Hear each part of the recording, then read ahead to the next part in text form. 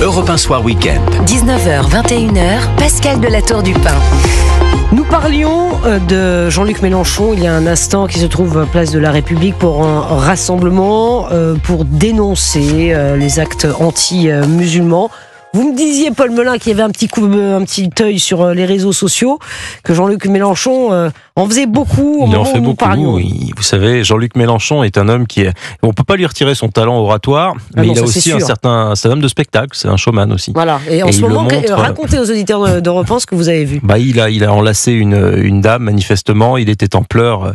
place de la République, avec les yeux rougis, une mine très grave. Bon, voilà, je mets pas en doute, si vous voulez, qu'il ait l'émotion, évidemment, après la mort d'un homme, mais je le soupçonne aussi d'utiliser cette présence comme un objet médiatique, politique, pour aussi se faire une santé de popularité, faire parler de lui. Voilà. Et je trouve qu'il y a là-dedans, il y a aussi une forme d'indécence. Vous savez, le même Jean-Luc Mélenchon accusait, par exemple, Éric Zemmour et son parti de placarder le visage de Philippine lorsqu'elle était morte, ou de parler de Philippines tout simplement. Là, c'était de la récupération. Mais lui, quand quelques heures après... Oui, c'est deux poids, deux mesures. Et alors qu'il n'y a pas encore eu d'enquête et qu'on n'a pas encore eu d'informations, il est déjà en train d'organiser une marche contre l'islamophobie, alors même que l'islamophobie est un terme qui a une connotation idéologique. Oui. Moi, je pense qu'on peut parler d'actes anti-musulmans ou d'actes racistes, mais l'acte anti-islamophobe, c'est autre chose. Voilà, l'acte anti-musulman, d'ailleurs, ce sont les mots qui ont été utilisés par Bruno Retailleau. Aurore Bergé, donc ministre de la lutte contre les discriminations, elle pointe bien du doigt LFI, Jean-Luc Mélenchon, et leur met toute la responsabilité, une grande partie de la responsabilité de la montée et l'explosion de l'antisémitisme en France. Je vais vous donner 2 chiffres. Il y a un rapport qui sera remis demain à Aurore Bergé, en présence, je vous le disais, de la ministre de l'Éducation nationale, Madame Borne, et de Bruno Retailleau. Voici ces 2 chiffres. 57% des actes racistes visent les personnes de confession juive en France, alors qu'elles ne représentent que 1% de la population française. Vous rendez-vous compte, 57% des actes racistes visent des personnes de confession juive, et des juifs qui ne sont que 1% de la population française. Je trouve ça très grave. En 2024, 1570 actes antisémites ont été recensés dans toute la France, selon le CRIF, qui a alerté sur le niveau historique atteint pour la 2e année consécutive. Aurore Bergé, il fait donc des propositions. Il faut être plus ferme pour condamner ces actes antisémites. Rapport qui sera remis demain. Les chiffres sont édifiants. Les chiffres sont édifiants sur l'explosion de l'antisémitisme en France, qui prend de nouvelles formes par rapport à l'antisémitisme que nous avons connu à travers les âges. Alors nous avons là affaire à un antisémitisme qui est désormais décomplexé. On l'a vu avec ce jeune qui a attaqué le rabbin à Orléans. Bien entendu, c'est un antisémitisme qui est décomplexé parce que il faut quand même le dire, c'est dans la plupart des cas porté par un bain culturel, c'est-à-dire que ce jeune de 16 ans, il n'est pas sorti de nulle part, il a sans doute entendu des choses à la maison qui l'ont fortifié dans le fait de passer à l'acte. Donc moi je trouve que Aurore Bergé, bien entendu, doit s'emparer de ce problème, mais il me semble que elle est par essence forcément désarmée. Elle est désarmée parce que c'est pas avec un énième rapport, alors que l'on sait effectivement d'où vient le problème, que les choses vont s'arranger, donc on va commenter encore un énième rapport, et après moi je pense qu'il faut vraiment passer à l'artillerie lourde façon politique, c'est-à-dire par exemple faire de l'antisémitisme une grande cause nationale.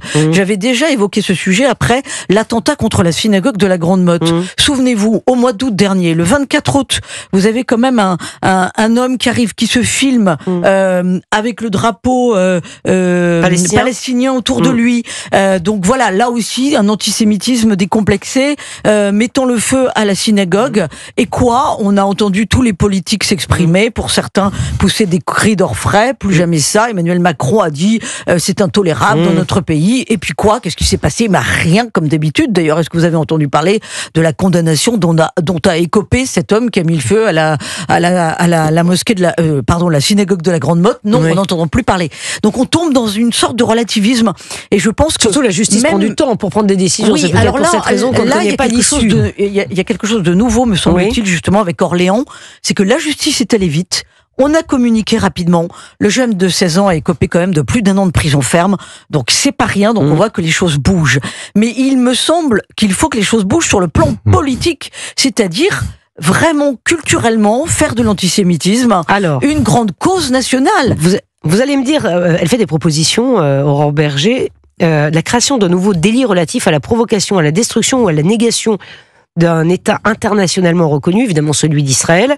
Elle dit que l'antisionisme est devenu le cheval de Troie d'un antisémitisme décomplexé. C'est vrai. Elle a parfaitement raison. Même sur les réseaux sociaux.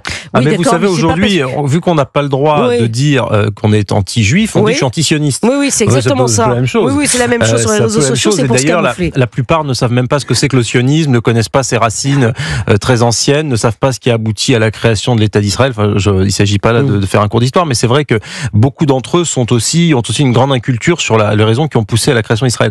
Mais vous évoquiez, Pascal, dans le rapport, qui je pense est quand même édifiant et très important, le décalage entre ce 1% de la population française qui est juive seulement, alors qu'on a l'impression que c'est beaucoup plus quand on voit les actes antisémites, et l'explosion des actes antisémites. Et là, je voudrais vous faire une citation. On parlait tout à l'heure de Jean-Luc Mélenchon. Vous savez que Jean-Luc Mélenchon, il disait à ce sujet-là, l'antisémitisme en France, il est résiduel. Oui, vous vous rendez compte ? Il dit c'est résiduel. Mais regardez, si on fait un peu de statistiques, la surreprésentation extravagante du nombre d'actes antisémites pour le peu de compatriotes juifs que nous avons en France. Et Jean-Luc Mélenchon est responsable de cette montée des actes antisémites. Il place une cible dans le dos des personnes de confession juive. Parce que, mais alors lui, parce qu'il a promu des gens comme Rima Hassan ou Daniel Obono qui font l'amalgame. Pour gagner des voix, franchement, c'est lamentable. Mais bien sûr, qui font l'amalgame entre le peuple juif et la politique militaire et étrangère de Benjamin Netanyahou, qui font l'amalgame entre, si vous voulez, ce qu'ils appellent, eux, le génocide à Gaza et nos compatriotes juifs en France qui veulent simplement vivre leur religion tranquillement. Et donc, aujourd'hui, nous sommes dans une situation où vous parlez à n'importe quelle personne de confession juive en France, et tous ceux que je connais me l'ont dit, vous ne pouvez pas sereinement vous promener qu'une kippa sur la tête dans Paris, et encore moins dans certains quartiers de France. Non, mais bien sûr, donc, bien sûr. Si vous voulez, à un moment donné, je ne connais pas d'autres religions qui soient aussi ciblées.